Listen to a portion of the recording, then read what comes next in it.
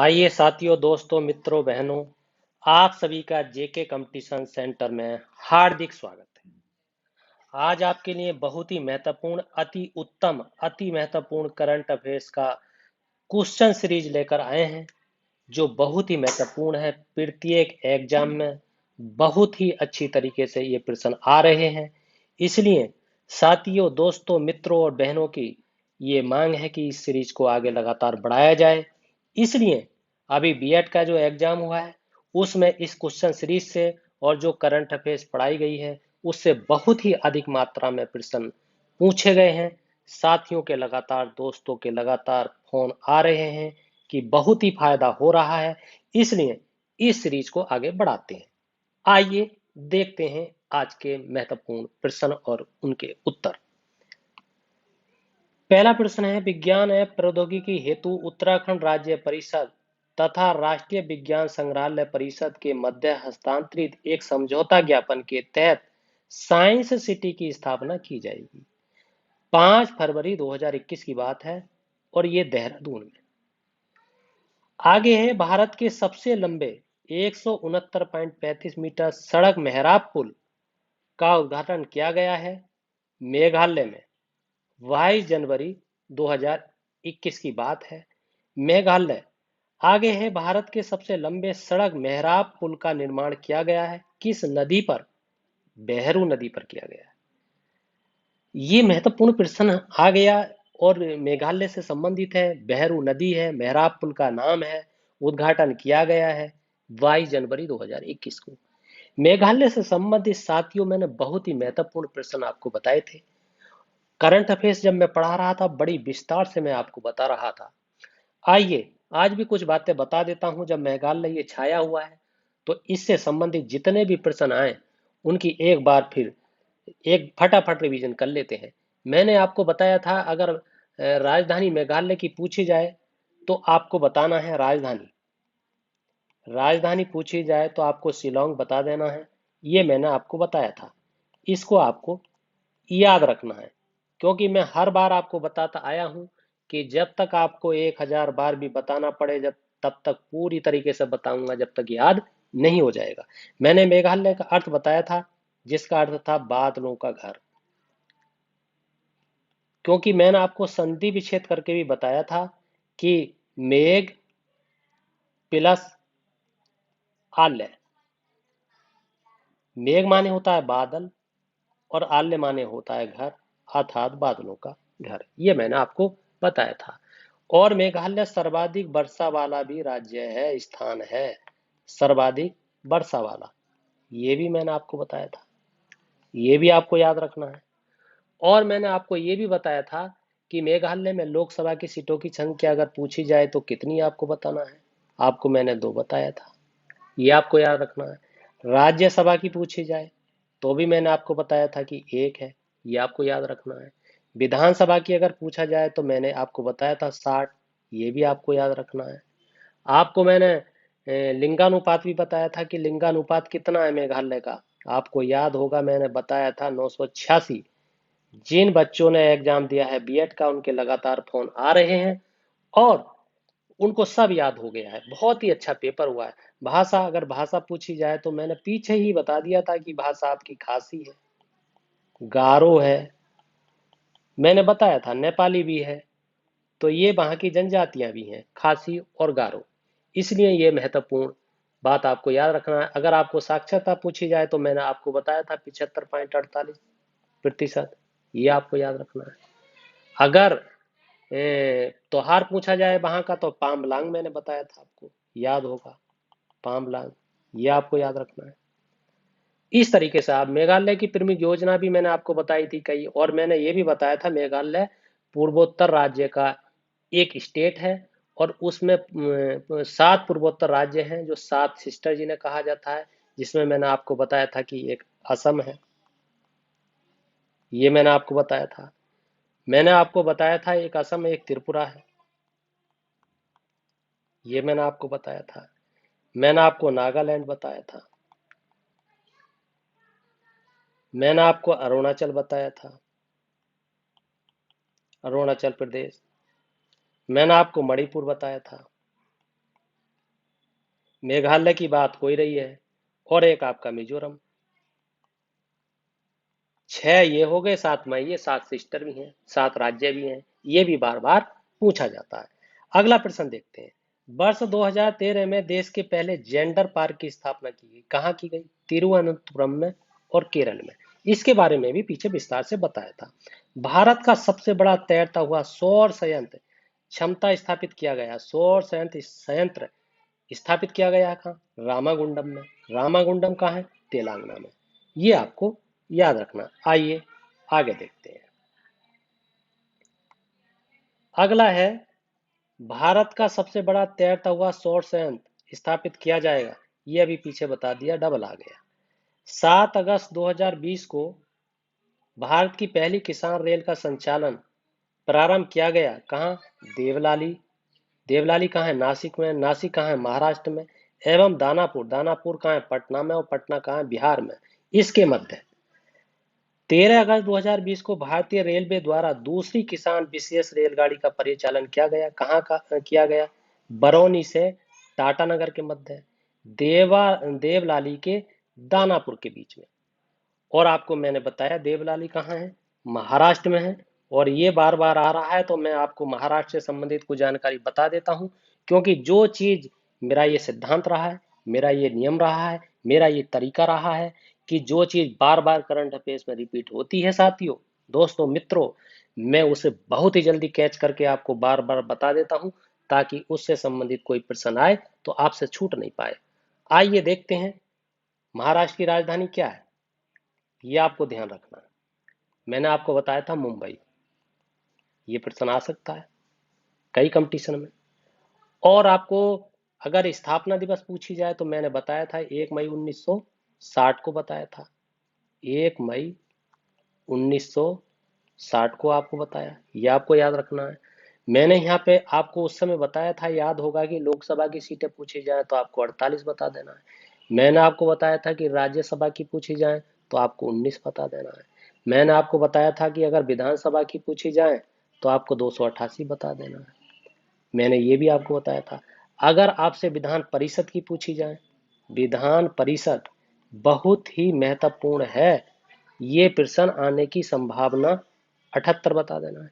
और विधान परिषद है कहाँ कहाँ, ये भी मैंने आपको बताया था। उत्तर प्रदेश में है, तेलंगाना में है, आंध्र प्रदेश में है, और आपका महाराष्ट्र में है, कर्नाटक में है, बिहार में है, और आपका जम्मू कश्मीर में नहीं है। ये मैंने पीछे आपको डिस्कस करके बताया था। अगर आपसे साक्षरता पूछी जाए महाराष्ट्र की, तो साक्षरता आपको 79.85 या 75% कई जगह लिखा हुआ है, ये आपको ध्यान रखना है। लिंगानुपात आपसे पूछी जाए, क्योंकि बार बार ये मैं वही प्रश्न डिस्कस कर रहा हूं जो बार बार प्रत्येक कंपटीशन में आते हैं, कंपटीशन कोई भी हो। अगर आपसे जनसंख्या घनत्व पूछा जाए तो आपको 365 बता देना, ये आपको याद रखना है। इस तरीके से मैंने बहुत जानकारी दी गई कि अगर राज के वृक्ष पूछा जाए तो आपको आम बता देना है, ये मैंने आपको बताया था। पक्षी पूछा जाए तो हरा कबूतर बता देना है, ये भी मैंने आपको बार बार बताया है। ये महत्वपूर्ण जानकारी है।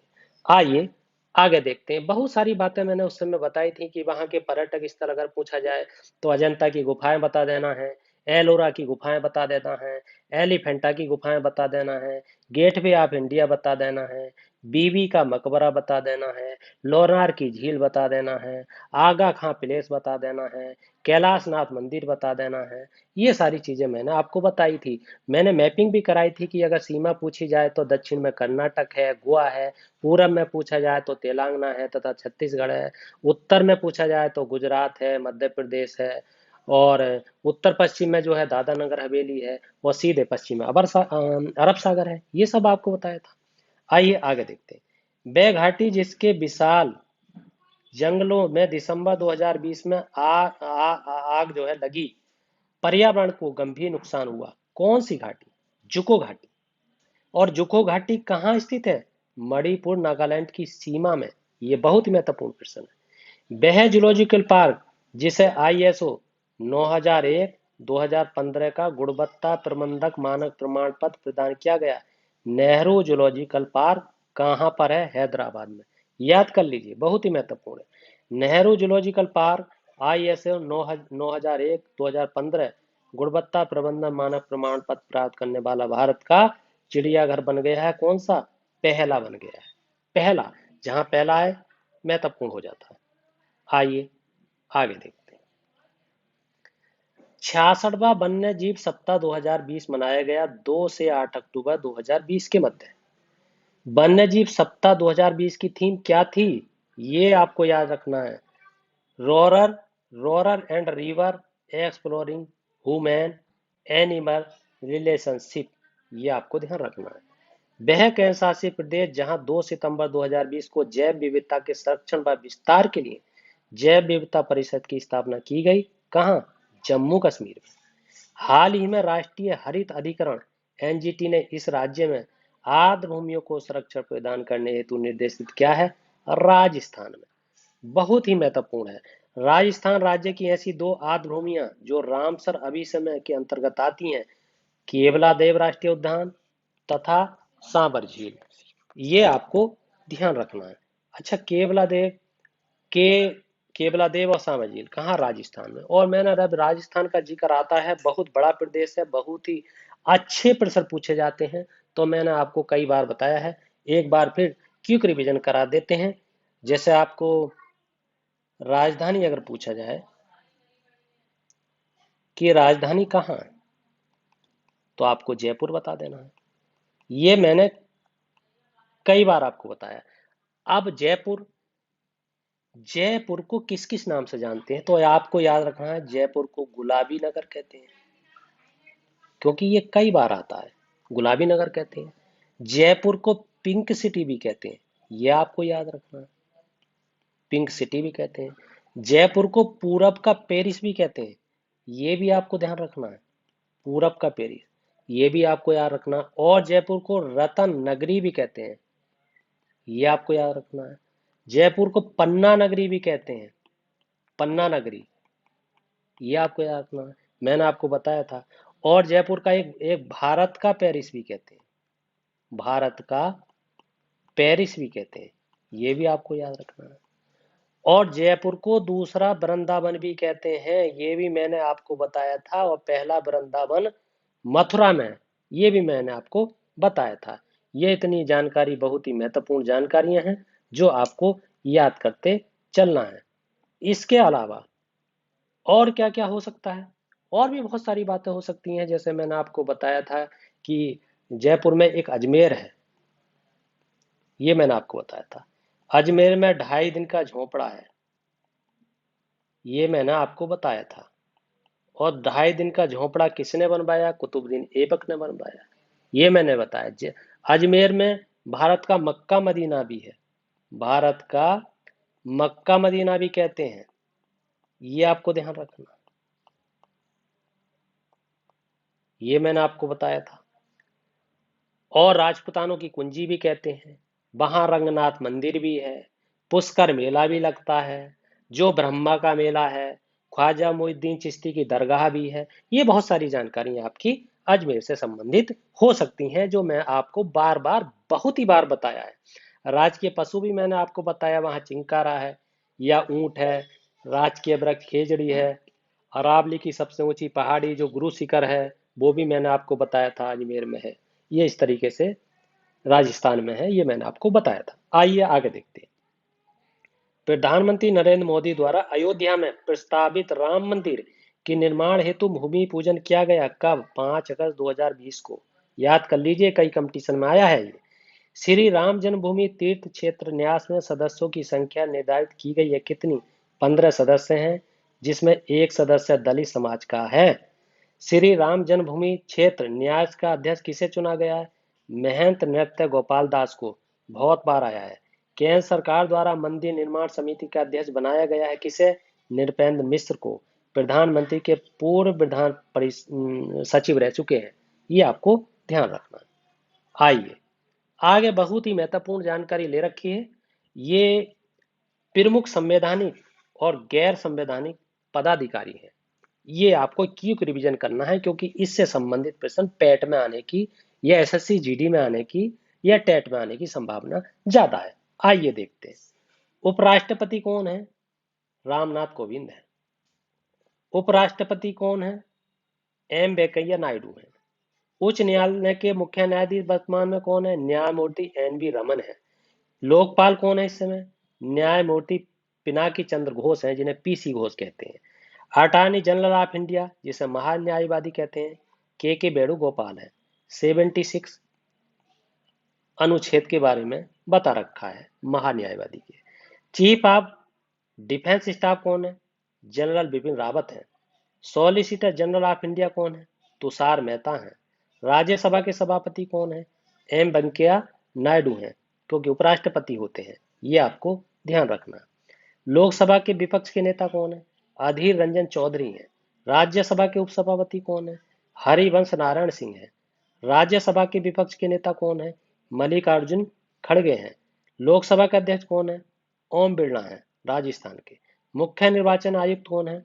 सुशील चंद्रा। अन्य चुनाव आयुक्त कौन है? राजीव कुमार बुक, अनूप चंद्र पांडे। नियंत्रक है महालेखा परीक्षक गिरीशचंद मुर्मू है। ये आपको ध्यान रखना है। बहुत ही महत्वपूर्ण सीरीज है। बहुत ही ध्यान से पढ़िए, बहुत ही ध्यान से देखिए, बहुत ही ध्यान पूर्वक इनको ग्रहण कीजिए। अगर आप जेके कंपटीशन से जुड़े रहेंगे, इस तरीके से आप कंपटीशन की तैयारी करेंगे, इस तरीके से चीजों को समझते हुए चलेंगे, 100% आप परीक्षा में सफल होंगे। ये मेरा दावा है, ये मेरा विश्वास है। मेरे विश्वास से आपको अपने विश्वास को जोड़ना होगा। आइए साथियों, अगर ये वीडियो आपको पसंद आई है तो इस चैनल को सब्सक्राइब कीजिए, शेयर कीजिए, लाइक कीजिए, कमेंट कीजिए, फीडबैक दीजिए। इसी के साथ आपका बहुत बहुत धन्यवाद।